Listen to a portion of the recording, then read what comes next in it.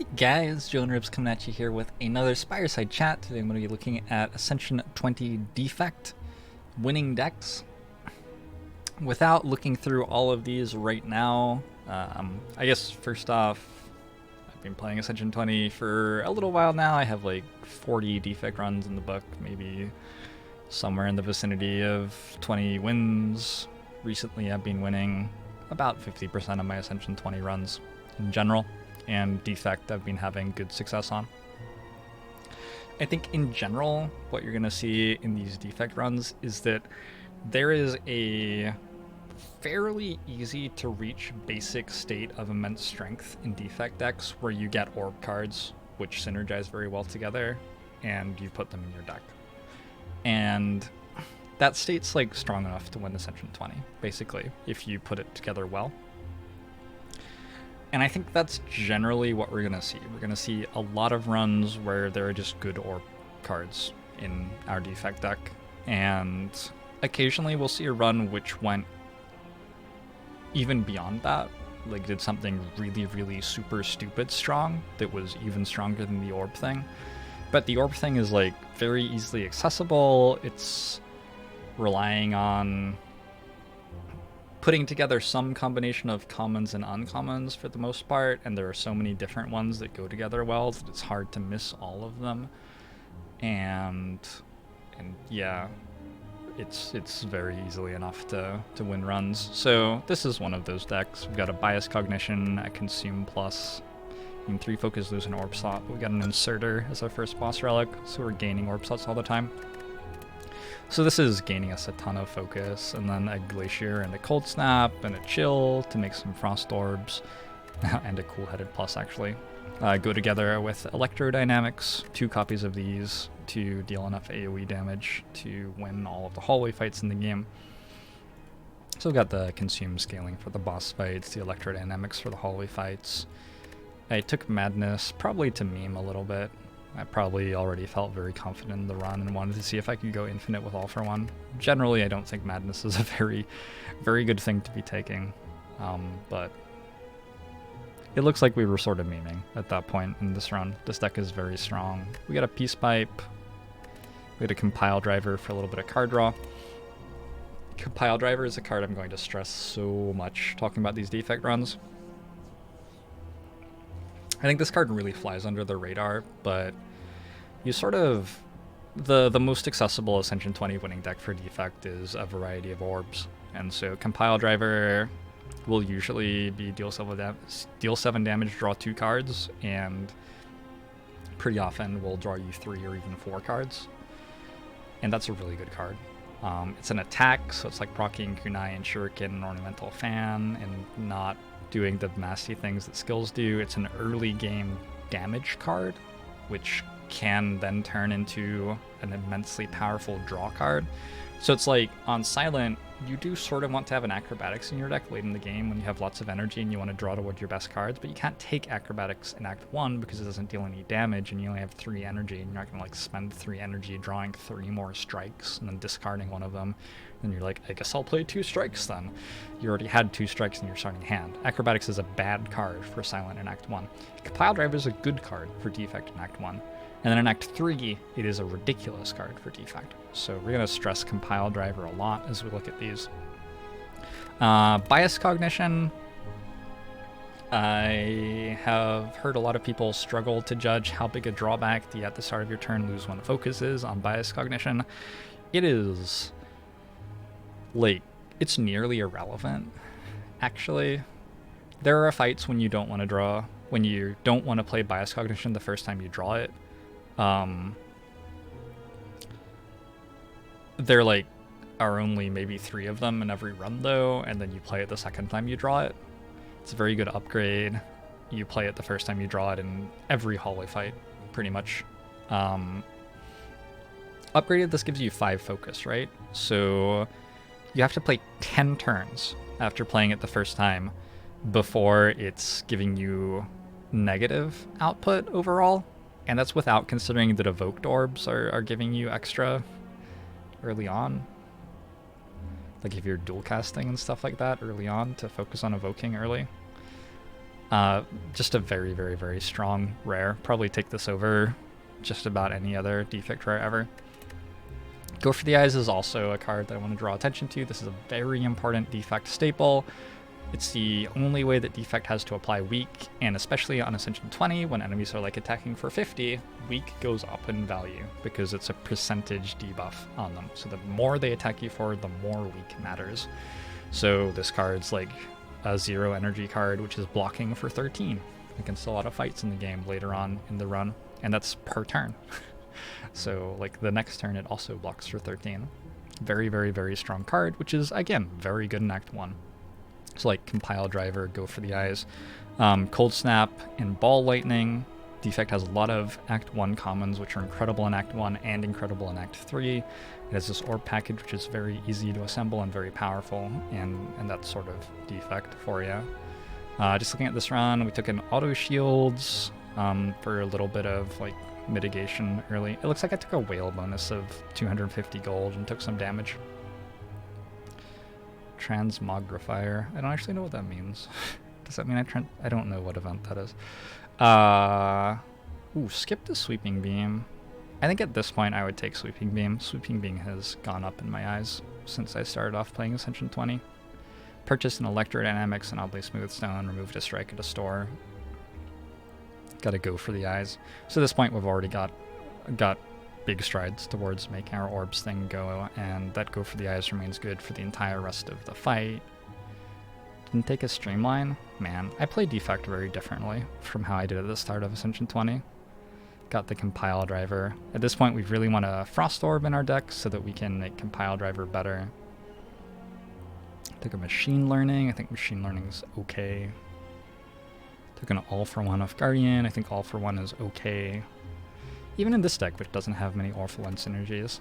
I know All for One has the obvious combination with Claw. The problem is that Claw is so fucking bad. Pardon my language, but I wanted to emphasize that. Like, Claw is such a terrible way for Defect to scale damage. It is so atrocious. It is a very, very, very poor way for Defect to scale compared to the other ways that are available for Defect to scale, including especially this orb-focused way for Defect to scale. So I think All for One, if you look at stats on it, probably has a much lower win rate than it should because people are trying to play it with really bad cards. But just having an All for One in your deck, which has a Zap Plus for 0 cost and a Go for the Eyes Plus for 0 cost, like Go for the Eyes is a really good card. Zap Plus is a pretty good card. You'll get more cards than this too. You get some like colorless cards which cost 0. This is not a great All for One, but it's not a bad All for One either. And taking it at the Act 1 boss fight, we don't know for sure that we're not going to pick up some pretty sweet 0 cost cards at some point. You just don't want to load your deck down with bad 0 cost cards just because you have an All for One. You want to make sure that your 0 cost cards are actually good cards. Took a Chill, which we can get back for All for One if we don't want to play it the first time we draw it for some reason. We have a Defragment in this deck as well to get even more focus. Defragment's like the typical best Defect uncommon, I would say. Just in general, there's no like single point where this deck like turns a corner or something like that. I feel like a lot of the time when I'm talking about Ironclad, it's like you're getting your early damage into your deck. This is very important. Now we're starting to work out how we get to a point where we beat Act 3 bosses. And for Silent as well. Silent's like, you need a whole lot of help to beat Act 1 elites and survive the Act 1 boss fight and then beat Act 2 elites. You need to really take some cards which look really messy, and you're going to end up with some very messy decks on Silent. And on Defect, it's like, the cards you take in Act 1 are really good and directly contribute to your endgame strategy very consistently. And that's how Defect runs feel. It feels really smooth usually to win Defect runs. Now, I don't have a higher Defect win rate than I do for Silent, and my Defect win rate is not much higher than it is for Ironclad. So even though it feels very smooth, you are relying on a combination of cards, and you don't always see the right ones slotting together, or when you pick them up at the start, they're not good enough because they don't have enough support, so you lose sometimes. But it does feel pretty smooth a lot of the time, building your Defect deck. This time we took Ball Lightning. Ball Lightning, like the premium floor 1 common, I would say, over Compile Driver, which is fine. would be happy to take Compile Driver 2 there. Genetic Algorithm on floor 4. Genetic Algorithm is worth talking about. This is a great pickup in Act 1. It's even a pretty good pickup in Act 2, and I have taken it in Act 3 and being okay with it. Being able to block for like 20 against an Act 3 boss is a really big deal for 1 energy. It's almost like having an intangible in your deck at some point. You just get to a point where this card, if you play it on a turn, you're not taking damage. And intangible is a really, really good card. And Genetic Algorithm is not that bad a card for very long. Like, blocking for 7 for 1 energy is fine in Act 3, usually. If you have like an Oddly Smooth Stone or a Kunai or something like that, it gets better even faster. So this deck again has Insert or Consume. It's got Electrodynamics. It's got the Capacitor. Presumably have some Frost Orbs and Cold Snap and Cool Headed, Ball Lightning. Barrage is like an interesting card. It's a card which scales off your ability to generate more and more orbs, but it doesn't make your ability to generate more and more orbs better. Like, you get 9 orbs in play, you deal 54 damage for 1 energy with that card, and that's like cool, but you have 9 orbs in play, who gives a fuck? I think Barrage is very easy to overrate. Just because you're making a lot of orbs does not mean that this card is good, because placing it in your deck means that there's another card in your deck that you have to draw, which isn't one of those cards, which is making your orbs really good. And often you want to just focus more on your orb strategy. I don't want to talk too much else about this deck. It's like more orb stuff. Now let's look at the boss fights, I guess. 9 damage against Time Eater, 29 against Donut Echo. Sure. This deck has an all-for-1 too. It also has a claw in it. I think what happened there was that this deck is struggling a little bit to deal some damage, and so I added a claw to the deck just to have another card to play. There's also a Kunai in the deck, so like claw procs Kunai. And I think that this deck has like just barely enough card draw with Compile Driver, 2 Cool-Headed, Skim to be able to be sort of okay with doing that. But yeah, all for 1 in this deck. Again, it's not about like playing 9 cards in a turn. It's just like we have a Kunai, we want to proc Kunai, we put a all for 1, a claw, go for the eyes, plus or 2 in the deck, and that lets us proc Kunai. Cool. It even has a Velvet Choker, so playing more than 6 cards per turn is impossible, but it doesn't matter. Getting to proc Kunai is just worth having the all for 1 and a couple of 0-cost cards there. Alright, so this deck's a little bit different because it has Snecko Eye and 3 copies of Echo Form. I read a post from a guy today who had just beaten Ascension 20 with Defect for the first time, who was talking about how you, like, in his opinion, had to have Echo Form in your deck to win. And I think this is the first time that we've had Echo Form in a deck. The other decks have just been about, oh, that's a 16 one, so this is only the 3rd one we've looked at. But yeah, I mean, this deck has Echo Forms in it. Echo Form's a very powerful way to scale your stuff. The fact that you can play your powers twice is a really big deal. Like, it's not just that you're playing 4 cards per turn instead of 3 or something like that. It's that you're playing your best card every turn twice, and you're even breaking the rules of the game with powers and playing your powers twice. So Echo Form makes it so Self-Repair is very good. Self-Repair is a card that I think is not so great a lot of the time. It's just a card that doesn't really contribute to your strategy in a lot of fights, and it's pretty dead weight in boss fights. But with Echo Form, it certainly is very valuable to be healing for 20. It's even a good card to have in your deck on floor 50 against this boss fight.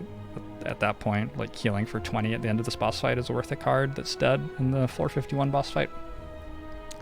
We've got Core Surge plus Bias Cognition. So Core Surge is a great card. There's the obvious combination with Bias Cognition where you, maybe it's not obvious, but when you have an artifact charge, it negates the next debuff, and this, at the start of your turn, lose 1 focus. That's a debuff.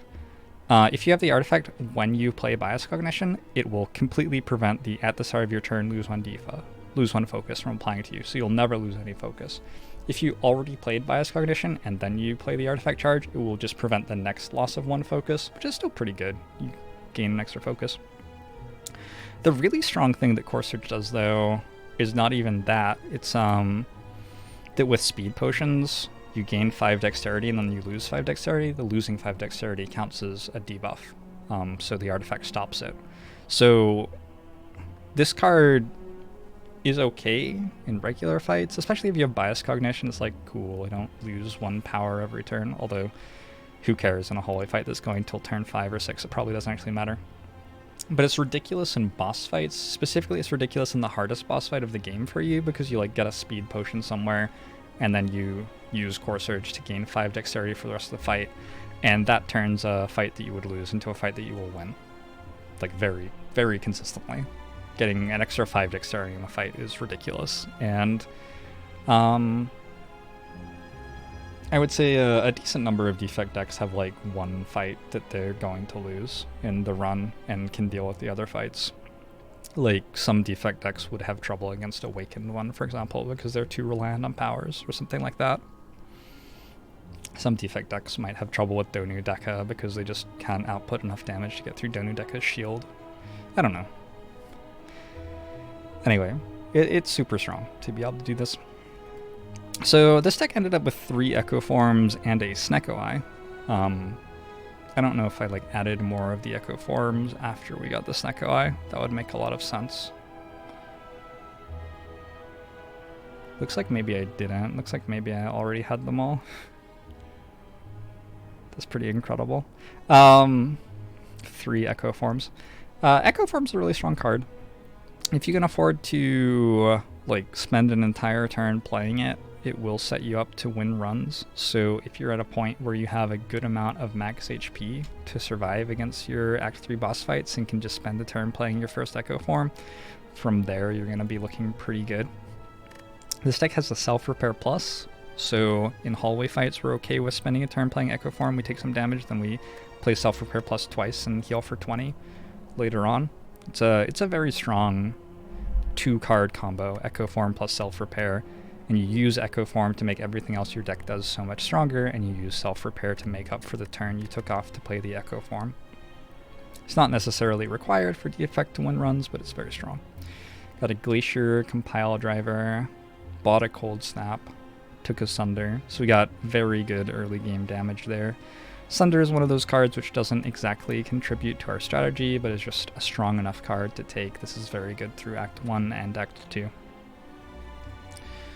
What else is there to say about this deck?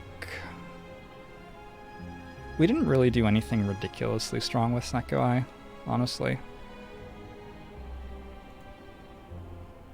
2 copies of Defragment plus enough orbs to like support. This is a deck where our orbs are more supporting our other cards than being the thing that we're really focused on.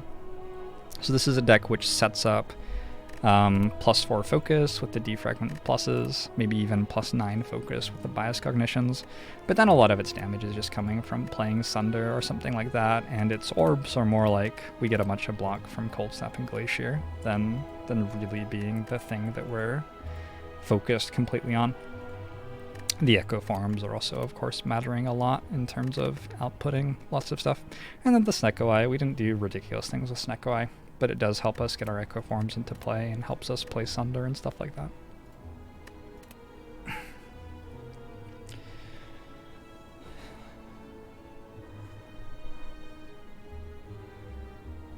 Okay, this is a pretty fun one. This is a Darkness combo sort of deck. This is a deck that did not have its ability to block come together all that well, but it has 2 copies of Bias Cognition and like 1 or 2 Frost Orbs per fight, and it has a Symbiotic Virus. At the start of each combat we channel 1 Dark. So what this deck is attempting to do is set itself up to have that Darkness Orb that it channels at the start of the fight get very large and then multicast it. And this will very rapidly end very many fights. Again, we have like the Defragment plus some Frost Orbs to help us block a bit. We've got the Bias Cognitions to make our orbs very good in hallway fights and survive those. This is a deck which, one of the ways that it can lose if you're relying on this strategy entirely is like fight against Gremlin Leader and have him summon minions that you can't kill. and then you try to like multicast your Dark Orb, but a lot of the damage goes on minions and you don't kill a Gremlin Leader. I guess multicast is so strong that probably you'd just kill the 2 minions and then kill Gremlin Leader as well, actually. But it is important when you're relying on Dark Orbs to make sure that you can deal with fights where you have an AoE damage requirement, because an enemy keeps summoning more and more minions, like the Collector fight and the Gremlin Leader fight, and so having a Sunder Plus in the deck is great for that. And then the deck also has an Apotheosis for taking fights a little bit longer. It's a fun deck. This is a deck where you want to have quite a lot of cards which don't evoke orbs, so that your Symbiotic Virus Darkness Orb can stay there for longer. Recursion is a common for Defect, which evokes your next orb and then puts it back at the end of your orb line. And I've seen a lot of people trying to make that work with Darkness Orbs, but it's just such a shitty card. It's just such a bad card. I have often had more success in Darkness Orb focused decks where like it's all about that first Darkness Orb that you evoke and channel.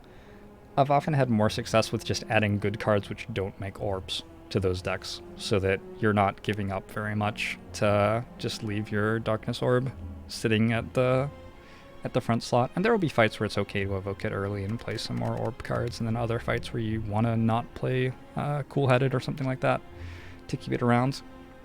To go super early Sunder, I've really, really increased my opinion of Sweeping Beam since I started playing Defect on Ascension 20. I would probably take Sweeping Beam over Sunder here. I just think Sweeping Beam's pretty good. Ooh, go for the Eyes over Compile Driver. That's a really tough choice. I would probably take Compile Driver at this point as well. Defect might be the class that I've changed my opinions on cards on the most for Ascension 20. In general, though, this deck just got like a little bit of damage and then got a Bias Cognition and a Symbiotic Virus, and sort of went from there.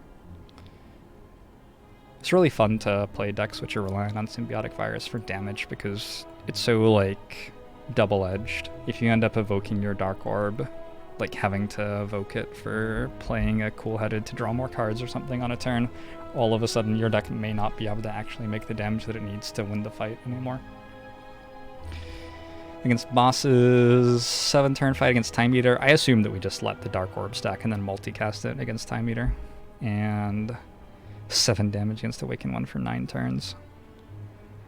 What did we do against Awakened One, which is so strong, I wonder? Probably just got Apotheosis played. This deck doesn't have many powers. Awakened One sort of sucks if you don't have many powers in your deck, and Defect does not have to have powers.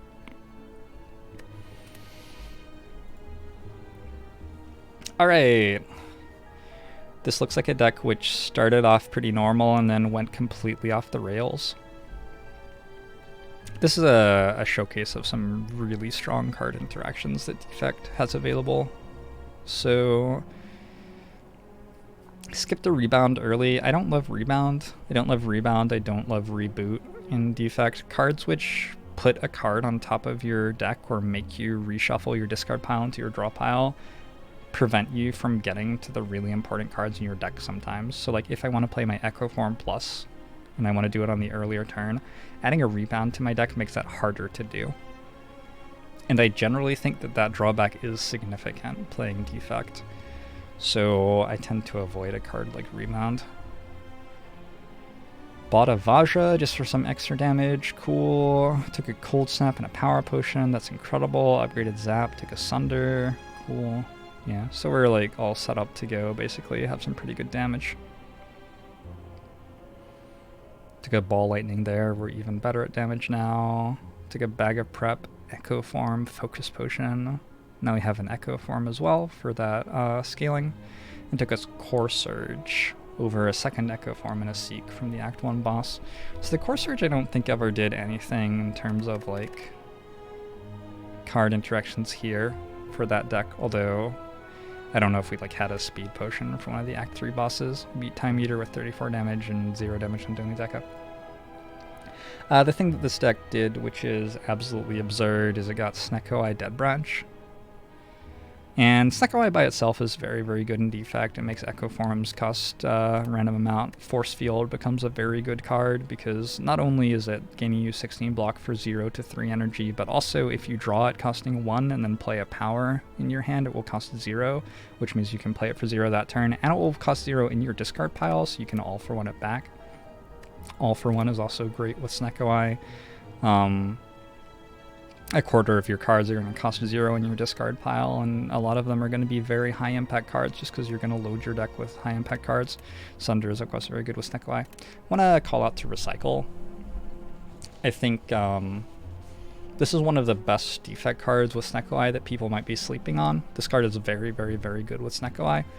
It's a card which you're happy to play in a deck if you have enough card draw to not mind that you're drawing Recycle instead of a card that actually does something, and it lets you like trim your strikes and defends out of your deck over the course of longer fights in that sort of deck, which lets you build towards some sort of stronger combination of cards which you can play over and over again.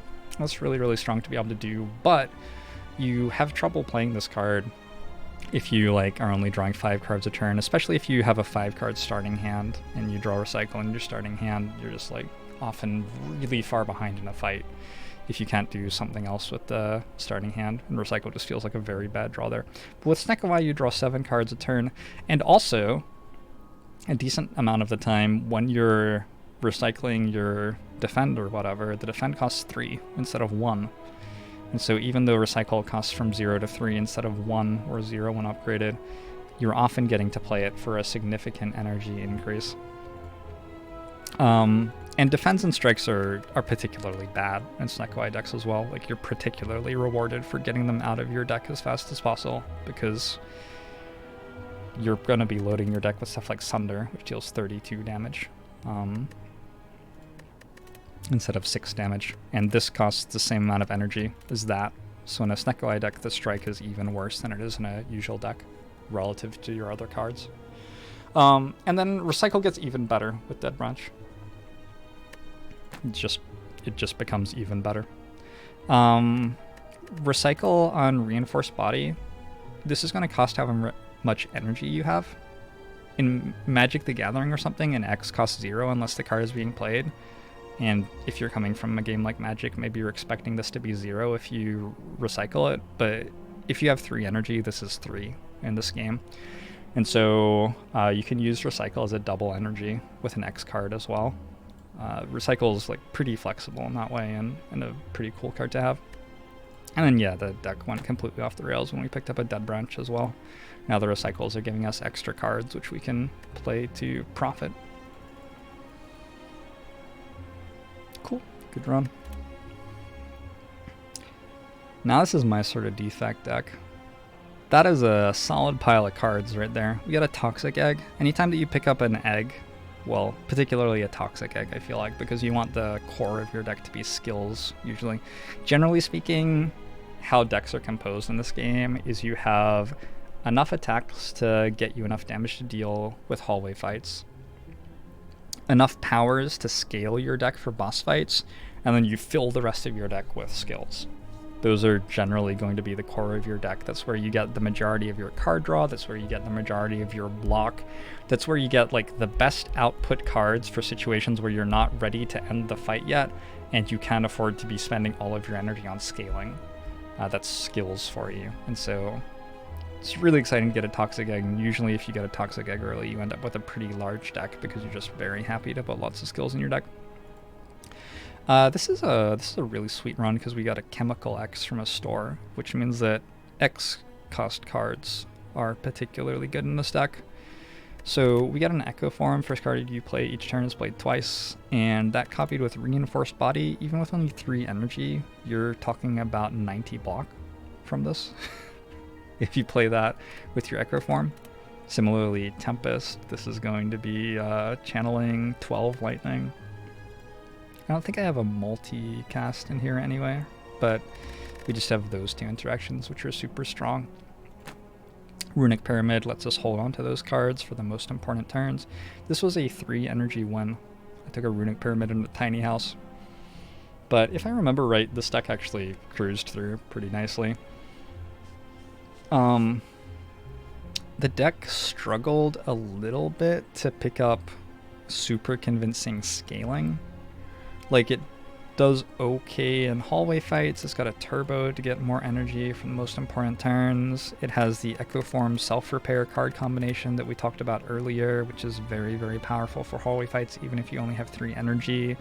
Tempest plus Chemical X, increased X cost cards are increased by 2, in case you're wondering what Chemical X does. That's a pretty strong combination.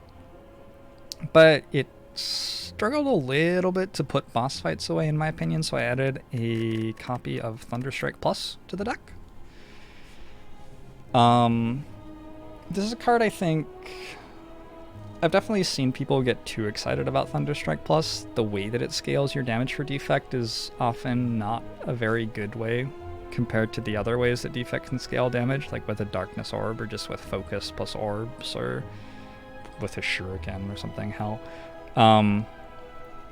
Also, often Defect doesn't really need to scale damage because Defect reaches a point where Defect just has so much mitigation that you can deal damage in any way, and if you're going for that, then having Thunderstrike in your hand is just a dead card until you've already won the fight with your mitigation regardless. So in a lot of decks, you'd rather just like get enough block, like get all set up and have enough block, and then you like kill your opponent with Compile Drivers and a Lightning Orb, and that's cool because Compile Drivers draw you cards and help you get to a point where you have all that block. But Thunderstrike can be very powerful if your deck is like trying to set up and then might struggle to block every single turn. Like, this deck can block really well with Reinforced Body Echo Form, and then on other turns it's not that good at blocking because it only has 3 energy. It can block really well with the 2 stack pluses when it has lots of cards in discard pile as well. So it puts together some turns where it can block, but then on other turns it might not be able to block so well at all.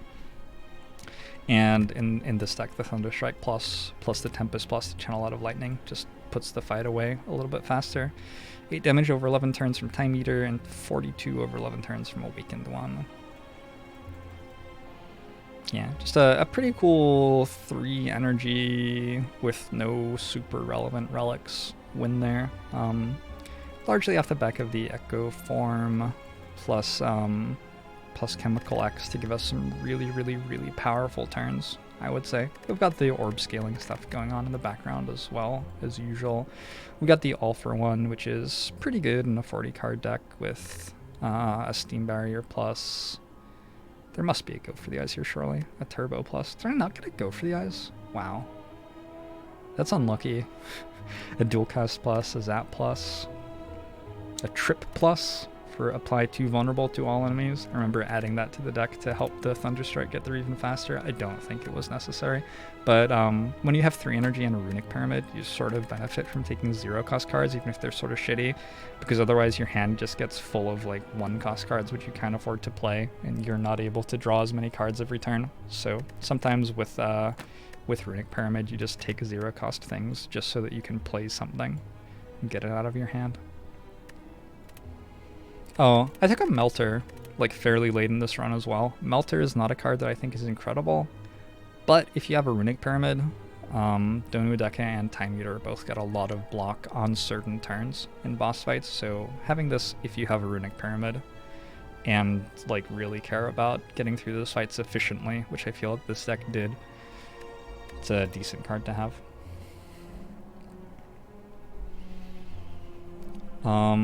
This looks like pretty normal orb scaling, again with an Echo Form. This one doesn't have a self-repair, so the Echo Form hurts us a little bit more to play, but it does have a meat on the bone, which makes up for that pretty solidly. We've got a Shuriken here, which syncs up nicely with stuff like FTL and Sweeping Beam to get us pretty rapidly incrementing damage on attacks. I'm not sure that Barrage is even good in this deck, even with the Shuriken. But I guess we have one of those. Yeah, this is like a very stock, standard, very strong Defect list. Maybe add a self-repair to it and it's sort of like, yeah, that's a Defect run. Got the Frost Orbs and the Focus, got an Echo Form, got a Bias Cognition and a Defragment. We ended up getting an Inserter and an Energy on this run.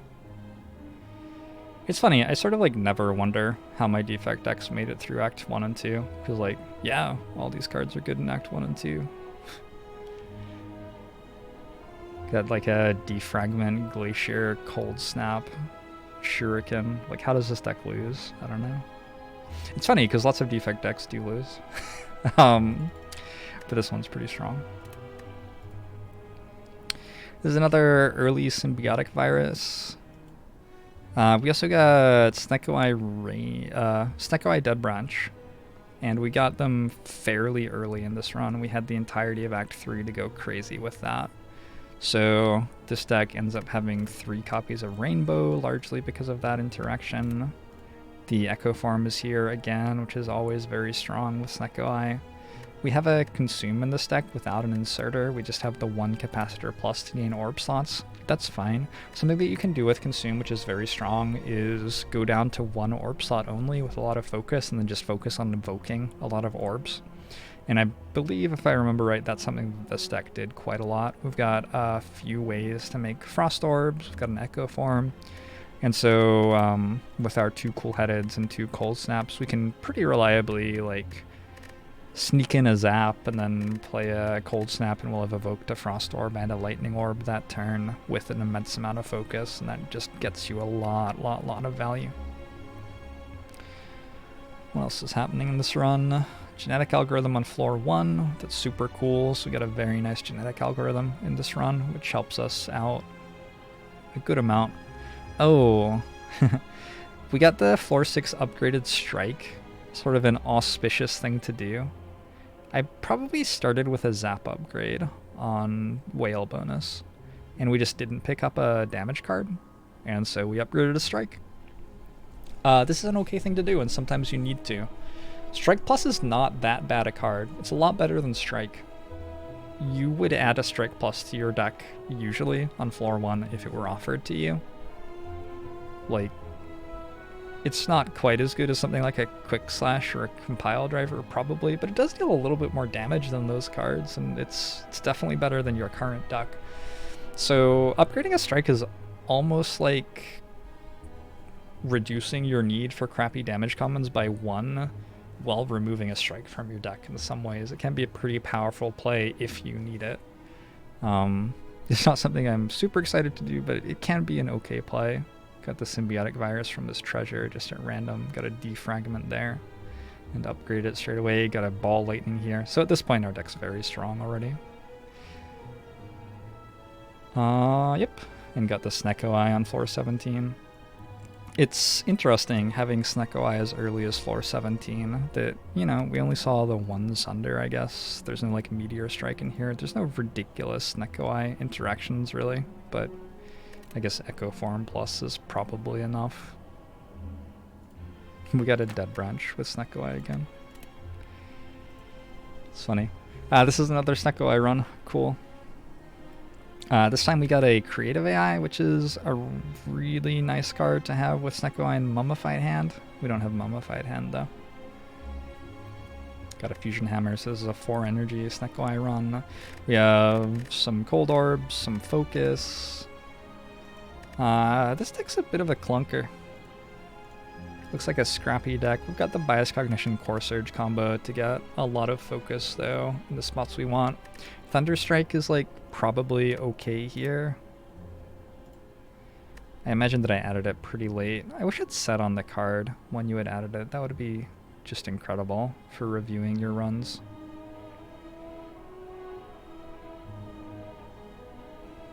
Yeah, we got it from the Act 2 boss fight. So it's just like a way to scale our damage a little bit faster. We don't actually have that many ways to create lightning orbs, but the idea behind this deck, and I remember playing this deck, the idea was that I was going to prioritize playing lightning orbs very heavily, and the goal is to then pen nib a Thunderstrike for the final boss fights. We took a lot of elite fights in Act 3 as well. Deck which was pretty good at elite fights, which I didn't feel comfortable with boss fights super much. Took 56 damage against Donu Deka and 21 damage against Awakened One, going to 1 HP. What a fucking incredible run. This is like... God, this is just such a great showcase of how exciting gameplay can be at Ascension 20.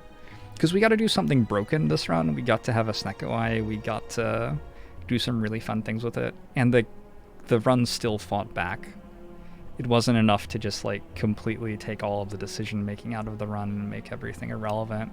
We got the wing boots and used them to fight extra elites because we were concerned that we weren't going to have enough stuff without the extra elite fights to actually beat the bosses. We got the full heal, but even there against Donu Deka, our deck's a little bit slow. It's not very good at blocking at all. It does not consistently make a lot of focus early. And so, you know, we took a ton of damage and then pulled it together against Awaken 1 with 1 hit point left. So, super cool run. Did I look at the stuff? Auto shields, hologram.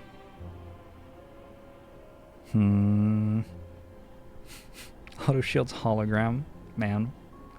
That's ambitious against Gremlin Knob, I would say. Took a sweeping beam, upgraded the sweeping beam. Got to fight Lagavulin instead of Gremlin Knob, that's fortunate. Got another Sweeping Beam and upgraded it. So around here is when I'm cluing in, like, Sweeping Beam's a really good card. Sweeping Beam is just, like... a lot of these orb synergies and things, the one thing that they're missing is they sort of suck at dealing with, like, enemy spam and Act 2 hallway fights. Something like Gremlin Leader can be pretty difficult for you to deal with because Gremlin Leader scales faster than you do, and your orbs target randomly, so it's hard for you to focus them down with them. Sweeping Beam Plus is a card which actually deals pretty decent damage even in Act 3, and draws you a card, so it's not really in the way even in Act 3, and it makes it so you win those fights. I really like Sweeping Beam. Had a Pocket Watch here as well, so we got to play some really interesting turns where we were choosing not to play a 4th card so we could draw 3 additional cards the next turn. Had a Pen Nib as well, try to set up with Thunderstrike. What a cool run. Super cool run. Okay, Echo Form multicast. Oh man, Fusion Plus Recycle, 2 compile drivers. This is a fun run. So this is a pyramid run. With Ectoplasm, Shuriken. How this run is working is we basically whiffed on our focus scaling. This is a deck that doesn't have the focus scaling going on.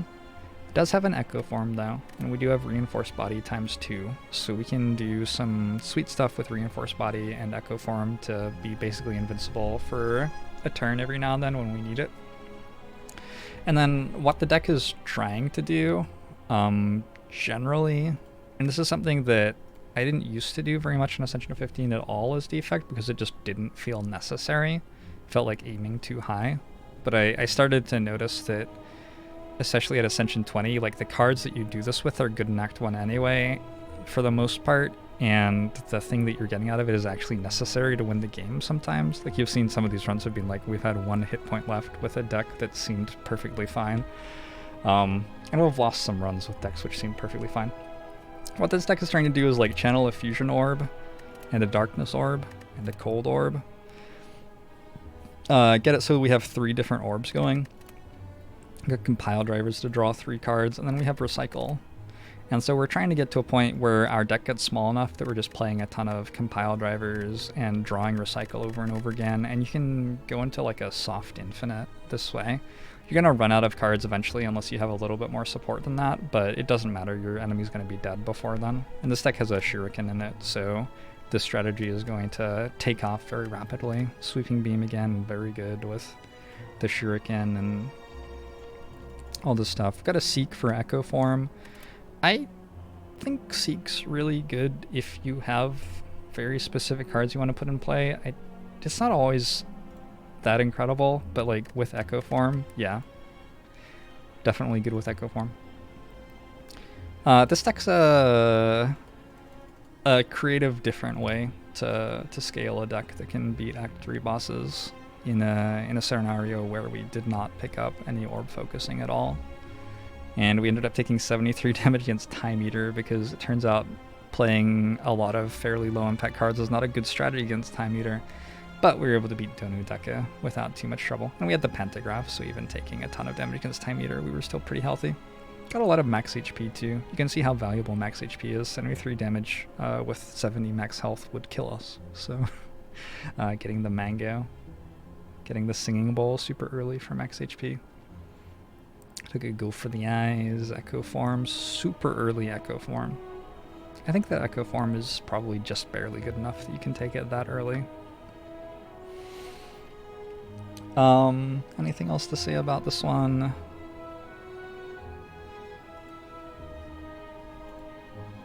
I don't think so.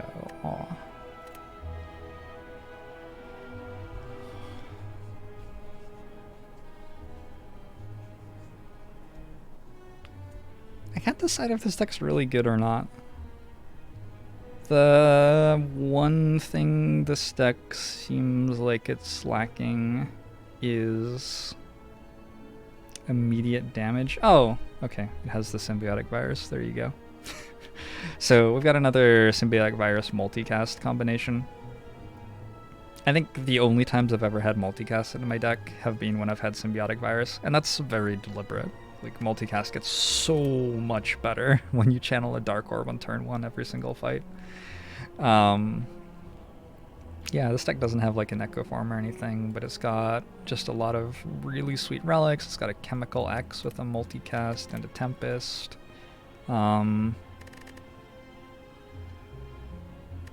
Just a pretty solid deck with a lot of high value Defect cards, and then 3 copies of Defragment to scale out Frost Orbs into a good source of block.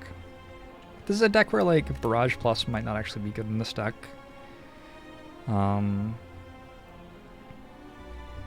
It's just one of those situations where Barrage Plus is not actually contributing to our goal of having a lot of orbs in play. Also note that we have Consume Plus in this deck.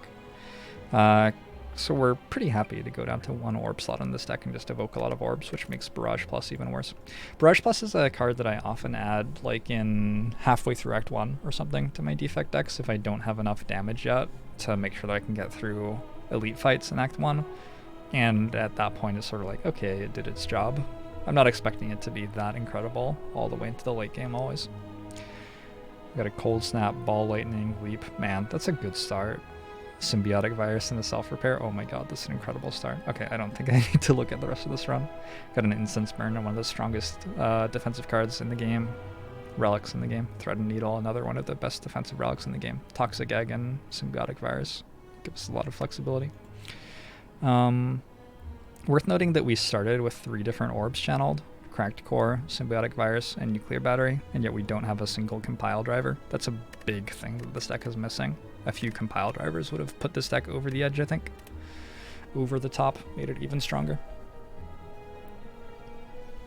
This is a Snecko Eye deck with Meteor Strike, so lol.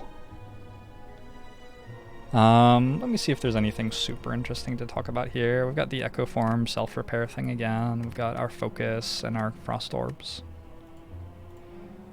Our compile drivers. All of this stuff is great with Snecko Eye. Maybe even better with Snecko Eye even. And then Meteor Strike. Channels 3 Plasma for us. Costs between 0 and 3 with Snecko Eye. This is obviously incredible. We've got Ice Cream in this deck as well. So I don't think this deck ended up with a payoff card. I remember really struggling, like looking for like a Tempest or something. I think this deck ended up having like 48 energy at the at the end of the run, and nothing to actually spend it on. But you know, you got some compile drivers. You can play those every time you draw them. Took 0 damage against Time Eater and 0 damage against a weighted one. Rest in peace, those bosses. 4/1 self-repair over Streamline. I imagine that I did that because I looked at my act path and... Man, I have no idea why I did that. Well, I got a Cold Snap and a compile driver, so we got the damage from somewhere else. I'm sort of surprised though that I took self-repair over Streamline. Maybe I just looked at the act and saw that I wasn't going to upgrade Streamline, and I really don't love Streamline unless it's upgraded.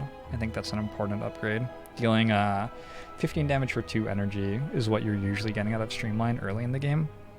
You're not going to play Streamline more than once in a lot of the early game fights, even the elite fights, like even against Gremlin Up, you're often only playing Streamline once. And you think 20 damage for 2 energy is actually good early in the game, whereas 15 damage for 2 energy is like not that incredible. And then later in the game, you get to play Streamline multiple times in a fight, but it's a much weaker thing to be doing than, you know, all the other things that you can be doing later on in the game. You get 20 damage lots of times. Cool. Good for you. You have 48 energy and nothing to spend it on, so it's not really that great. The streamline costs 0. In this run, at least, that's what would have been going on. Yeah. Yeah. Lots of echo forms in these decks for sure. This is a pretty sweet deck. So we got a Runic Pyramid, Shuriken, Ornamental Fan deck. So we're able to put together very consistently turns where we play 3 attacks. Our deck is very attack focused here. We've got much less of the like super broken power sort of stuff going on. We have 2 copies of FTL, 3 copies of Compile Driver, 2 of Go for the Eyes, 3 of Cold Snap, 2 of Ball Lightning. We don't have any claws, we don't have any all for ones. When people think of like attack focused defect, I think they often think about claws and all for ones, but I think more about compile drivers. I think compile driver is basically where you want to be in your attack focused defect deck, and then you like add FTLs and Go for the Eyes as 0/0 cost stuff. And Ball Lightnings and Cold Snaps, because those are evoking very, very powerful orbs. This deck was a deck which tried to play Ball Lightning and Zap every time it drew them so that it could Thunder Strike and end the fight quickly, because this deck could not block for enough. It was playing Bias Cognition to get focus and then trying to end the fight very rapidly by Shuriken scales Thunder Strike. So like if you've got +5 strength, you're dealing 14 damage to random enemy for each lightning channel this combat. Obviously Pennib scales Thunder Strike pretty nicely. You play it, well, with Runic Pyramid, we can even control this perfectly. So we play it with Pennib active, and we just end the fight very rapidly. This is a 3 energy deck, which won the run. We've got a turbo to give us a little bit more energy. We've got FTLs, which don't require energy to play. We've got the Shuriken and the Ornamental Fan to do really good stuff, and then the Thunder Strike to end the fight for us. Took an Empty Cage as the second boss relic just because of how strong those combinations of cards are. I'm wanting to take a lot of the chaff out of the deck to let those happen. Notice that this deck has 4 bites in it, and it has no defends in it. This is a deck where I was taking defends out over my attack cards. Really, really focused on the Ornamental Fan procs for the block, for the Go for the Eyes, for the weaken. Really focused on the Cold Snaps plus the Bias Cognition for any block that we could get, and then, you know, killing as rapidly as possible. Took 29 damage against Time Eater, killed in 8 turns. 29 damage against Awaken 1, killed in 11 turns. So, no recycle in this deck. This is a deck which could have gotten even stronger with a recycle, so that as we iterated through this process, we were able to trim off the cards which weren't helping our strategy. This is a deck which I definitely would have added a recycle to. Ball Lightning, FTL, Cold Snap, upgrade Ball Lightning. Loop early is interesting. I guess we get to upgrade it straight away. I guess we were looking at this card reward and didn't have a good upgrade, and Loop is definitely a good upgrade. But I'm okay with Loop. I think it's one of the least important cards in terms of the orb scaling sort of plan. This is a Shuriken Kunai run with 2 FTLs and 4 compile drivers, and a Flash of Steel. You know what's interesting? This doesn't have many cards that defend in it, which makes Kunai a little bit less good. But I guess when you have 4 copies of Kunai, you can draw one of your 2 Glaciers or one of your 3 defends often enough. I actually took a defend out of this deck, despite having a Kunai and having no cards which said defend on them. Sort of funny. The more that I've played Defect on Ascension 20, the more I've found that the more compile drivers I have, the more likely I am to succeed in runs, and this deck is certainly an example of doing very strong things with compile drivers.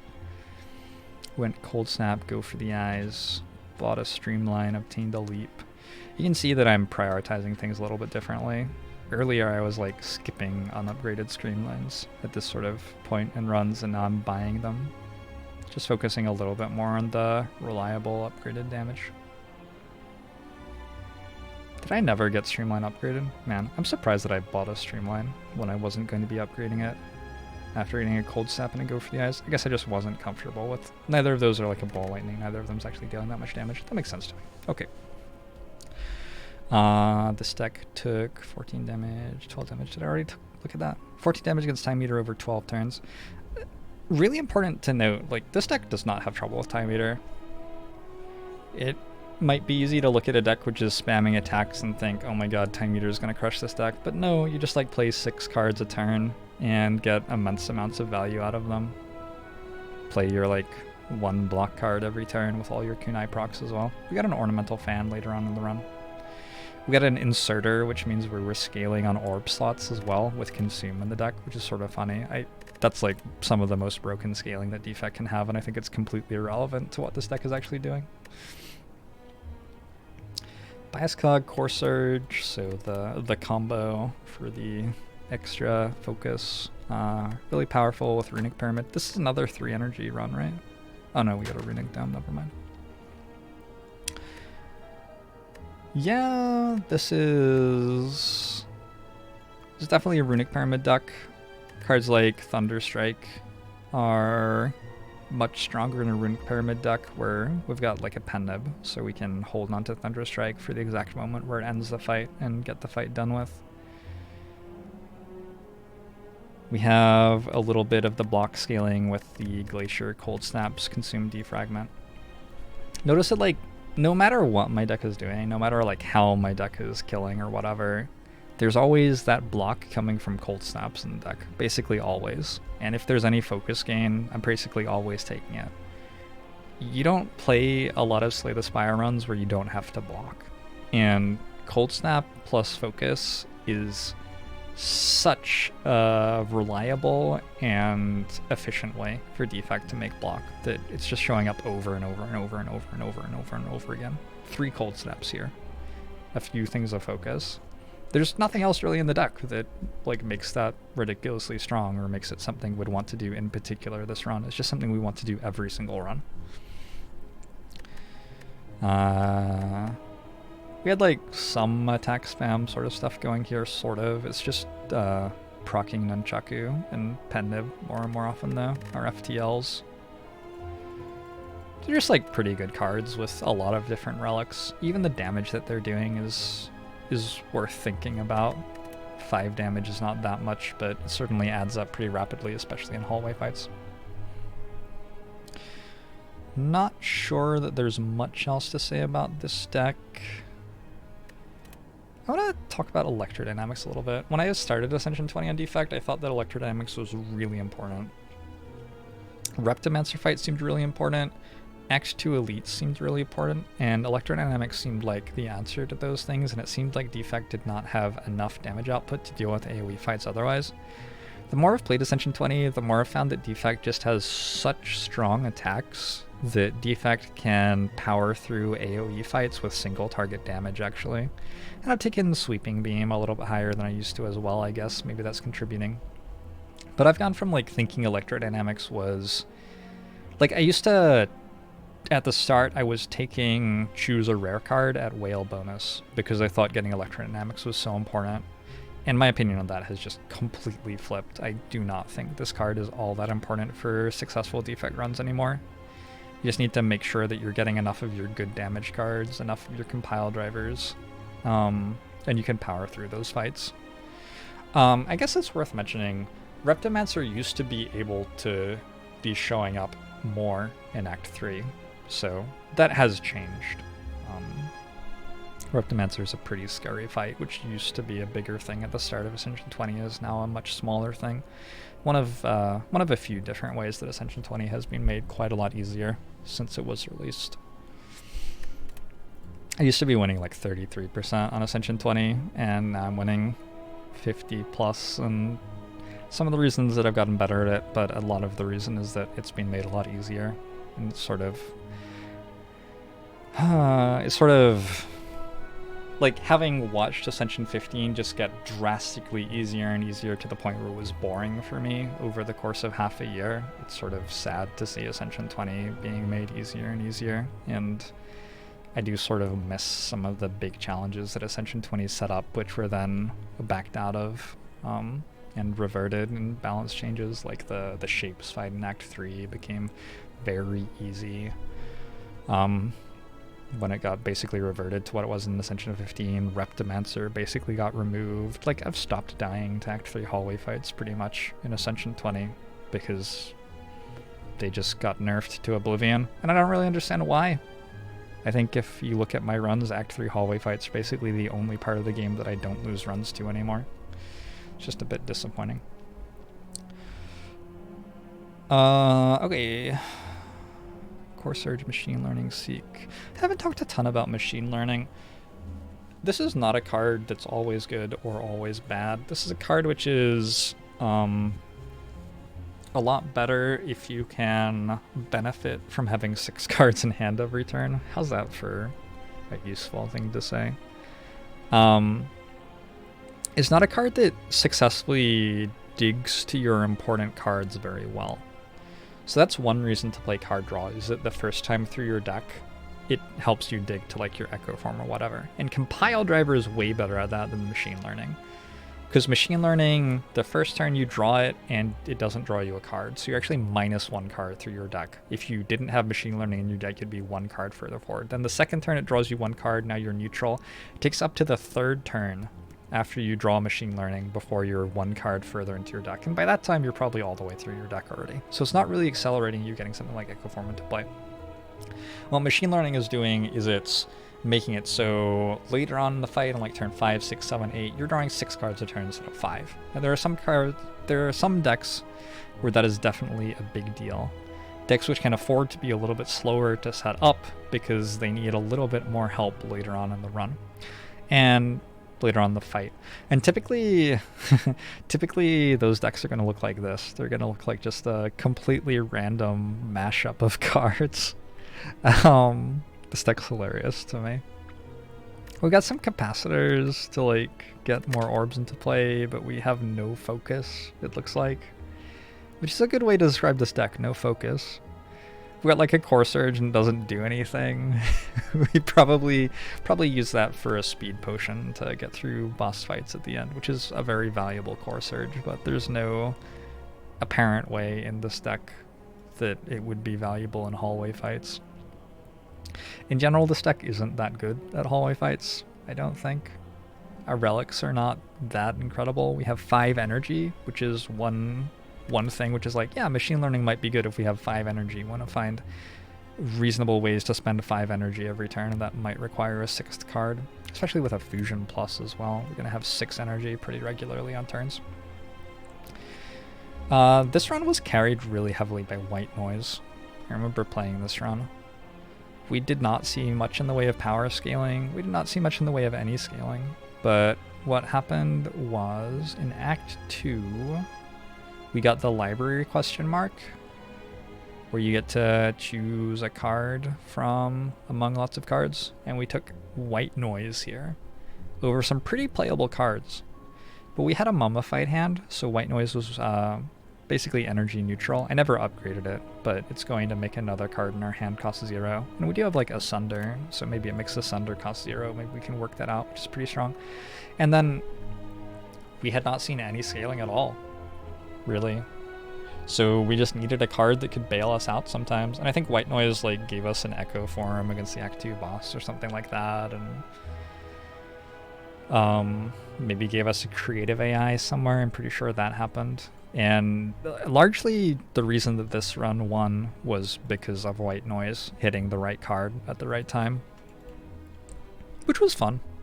I mean, we would not win this run every time, and there are lots of runs like this which I have lost, but it was really fun to win this run and have White Noise be the central card. It's a card that I often overlook, but have been taking a little bit more highly after this run happened. Not much more highly. Certainly better with Mummified Hand than without Mummified Hand.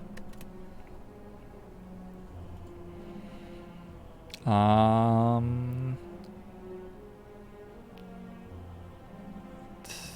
don't remember playing this deck at all. Oh, it has 5 apparitions. Okay.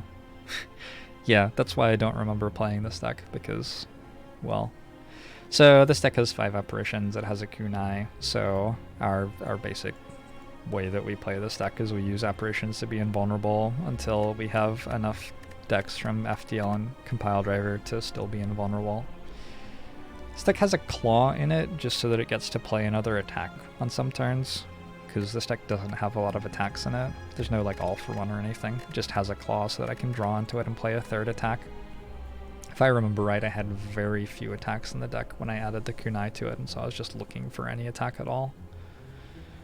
It has like the Bias Cog, Echo Form, Electrodynamics, that's cool, but for the most part this deck is scaling with kunai. Fusion's a pretty nice pickup anytime that you have compile drivers and are relying on them drawing you a lot of cards. It not only makes them draw more cards, but also lets you play bigger turns as you're drawing cards with them.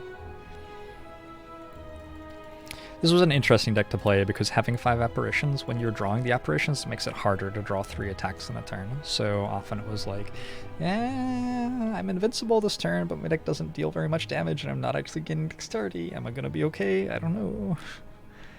We took 34 damage against Time Eater and 2 damage against Awakened One. Yeah, Time Eater much more difficult for a deck like this than Awakened One. The ability to just spam a lot of cards when you have compile drivers is pretty nice against Awakened One, but not so great against Time Eater. Took an early hologram. Oh, whoa, I took Claw on floor 2. Okay, that's why there's a Claw on the deck. Claw can be okay if you really think that you need damage and you don't have like a different 0-cost card. Like Claw's like alright. And we took a hologram on floor 1, which I guess is also alright. Over Storm and Rebound, I don't love either of those cards, sure.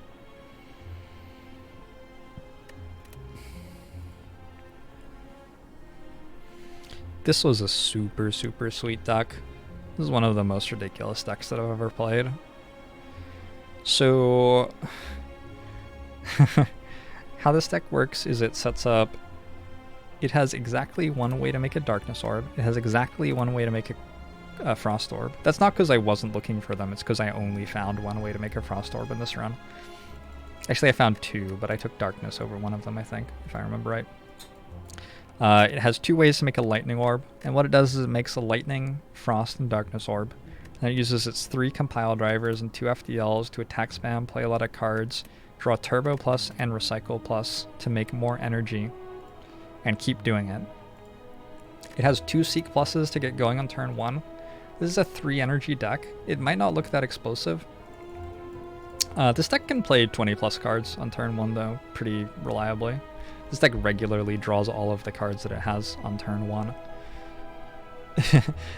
Creative AI is in this deck. It's upgraded.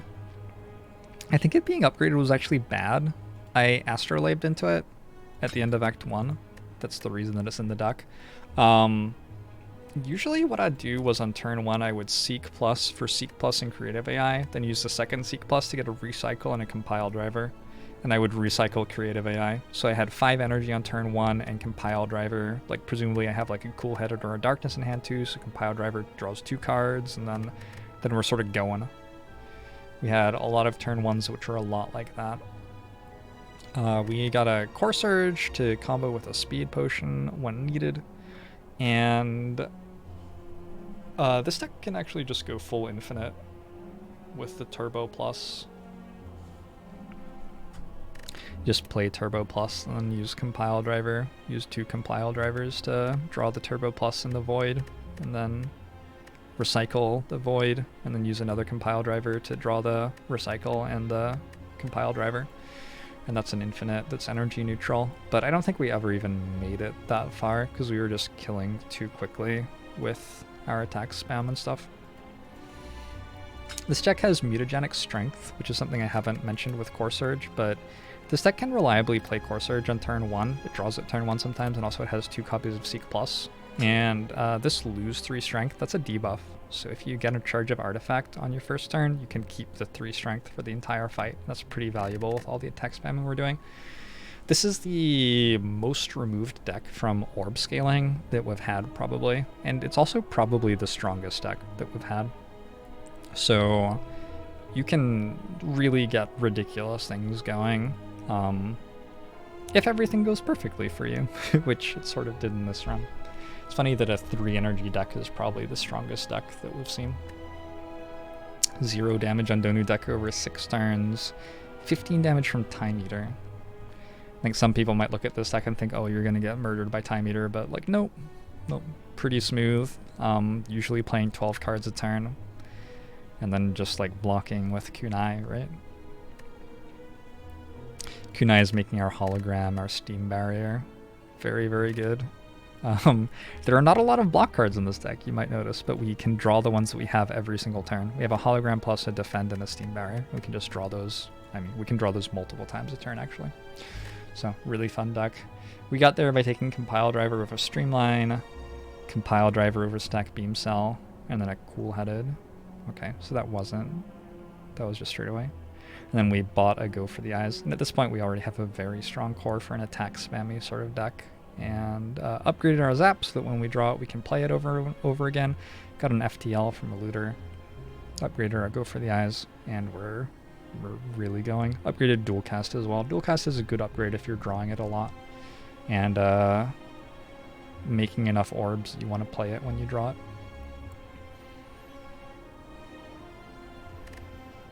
You'll notice that we did not fight any elites for the last half of the run, right? Pretty much.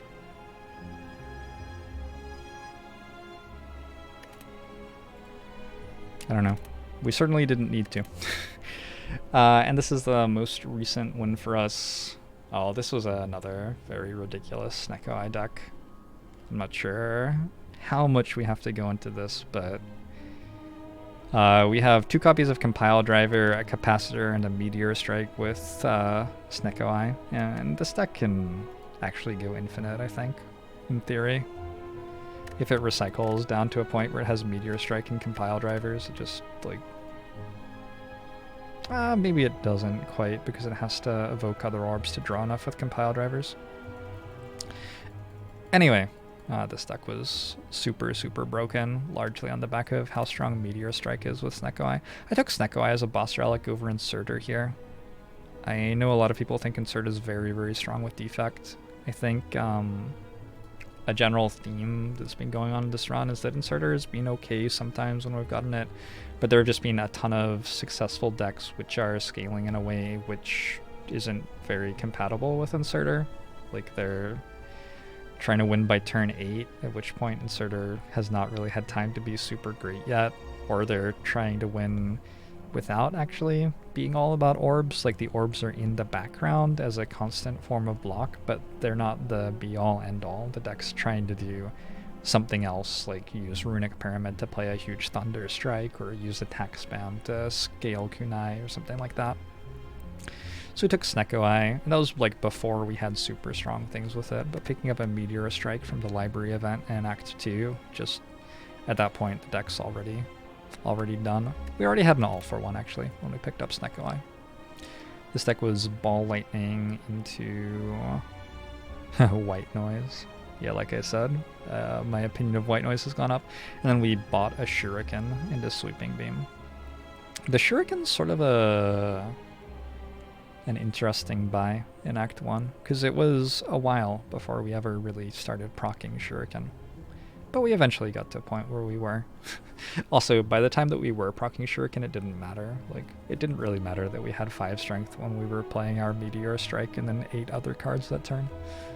Took 8 damage against Awaken 1 in 6 turns, and 36 damage against Donu Deka in 6 turns. Very, very strong deck. Alright, so that's been my my census of my Ascension 20 winning runs. I hope you guys have enjoyed these videos. I've enjoyed recording them, hanging out, chatting. My voice is completely shot. I'm going to go to sleep so I can stream more Slay the Spire tomorrow. Really enjoying this game right now. Really enjoying the added difficulty of Ascension 20. And yeah, I know that this was very like improvised and rambly at times and not super deliberate, but it is very hard for a game this complicated to structure thoughts about an entire new difficulty I spent like 50 videos or something talking about Ascension 15 after playing the difficulty for hundreds of hours. And that's just not something that I'm going to do for Ascension 20. I'm not going to make new videos about all the different cards where I'm like, oh, this card's slightly different at this difficulty level. I wanted to just try to convey to you how I'm thinking about decks in general, how I'm thinking about packages of cards and which ones are super strong to look for, and why certain cards go in certain decks and why they're strong in those decks. And I hope that this has done that and showing how I'm playing and what sorts of cards and what sorts of strategies I'm succeeding with on different characters. Generally, how I'm trying to win these runs. Because I never talked about it, I guess I'll say really quickly, I am definitely trying to kill a lot of elites in Act 1 whenever I can, and I'm also trying really hard to get to a point where I can kill the elites in Act 2. But I'm not always needing to kill all the elites in Act 2 to win the run. Sometimes I'll have a deck where it's like, this deck cannot beat the Act 2 elites, and so I won't fight them, and I'll still be able to pull the run victory off. But that's sort of where I'm at with elite hunting. Okay, hope you enjoyed the videos.